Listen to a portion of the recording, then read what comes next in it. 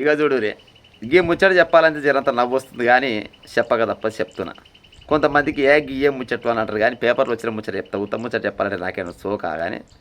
అయితే మామ లైంగిక దాడి చేస్తున్నట కోడలు పైన.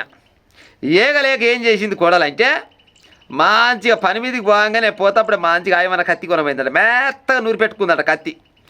మామ ఎప్పుడైతే ఏషం వేస్తుండో అట్టనే గుది పట్టుకొని రప్పన కోసి బయట సిరేసిందట. కథం చేప పిల్ల కొట్టుకున్నాడు కొట్లాడుతున్నాయట. ఓ దాని కోడి కొట్లాడుతున్నాయట. ఓ వాడిని వెళ్ళి పెడుతున్నట. ఏడ జరిగింది ఈ ముచ్చట అంటే ఉత్తరప్రదేశ్లో జరిగింది. ఈ గతర ముచ్చట పాడైపోను. ఉత్తరప్రదేశ్ అది రాష్ట్రం తీరా మనసుల తీరా నాకైతే అర్థం కాదు కానీ ఉత్తరప్రదేశ్లో జరిగిందంట.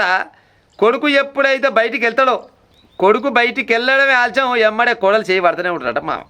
ఒకవేళ కొడుకు గడినే ఆదివారం పూట ఇంట్లో ఉన్నాడు అనుకో, ఎవరా ఇంట్లో ఉంటావు ఊకే గడేకల బాయకాయ పోయిరా పోరాదు, గడేకల గడికి పాయలు ఇవ్వాలి ఎడకరా పోరాదు, లేకపోతే గడిత పుట్టగా చేసుకురా పోరాదు అని కొడుకుని ఎప్పుడు బయటనే తిప్పుతూ ఉంటాడట. ఇక 2 సంవత్సరాల నుంచి ఆమె పైన లైంగిక దాడి చేస్తుంటే సహించలేకపోతుందంట. ఏ కోడలు మాత్రం ఎన్ని రోజులు ఊకుంటా చెప్పుని సరే ఊకుంటే ఊకుందేమో కానీ ఎన్ని రోజులు మాత్రం ఎక్కువ రోజులు ఊకోదు కదా. నా వల్ల కాదురా నాయన నీతోటి సంసారం పాడైపోను, సంసారం కాదు నీతోటి ఏ విచారం నేనేం చేయలేను, నా వల్ల కాదురా ఇచ్చిపెట్టరా నాయన అంటే ఇచ్చిపెడతాడట. మామ కోడల మీద బాగా కన్నేసిండట.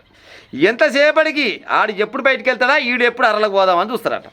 ఇంకా అయితే నిన్న కూడా పోయిందట. నిన్న కూడా పోయేసరికల్లానే పోతేనే మంచి ఆయమన్న కత్తి తీసుకొని పోయిందట. ఆడు ఎప్పుడైతే జర్ర సుతారం మొదలు పెట్టిండో దాన్ని వాటి పట్టుకుందా కడకన కోసేసి బయట ఇసిరేయగానే ఇక లొల్లి ఆగమాగం కే అని బొబ్బ పెట్టినట.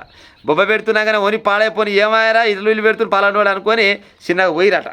చిన్న పోయి ఇంట్లో పోయి చూస్తార కల్లా ఏడి కాడికి ఇల్లు మొత్తం రక్త బండాలం అయిందట. అటు చూస్తార కల్లా చేప పిల్ల కొట్లాడుతుందట. గుతికే ఉగులాడుతుందట. ఏమైంది అంటే చెప్పిందట.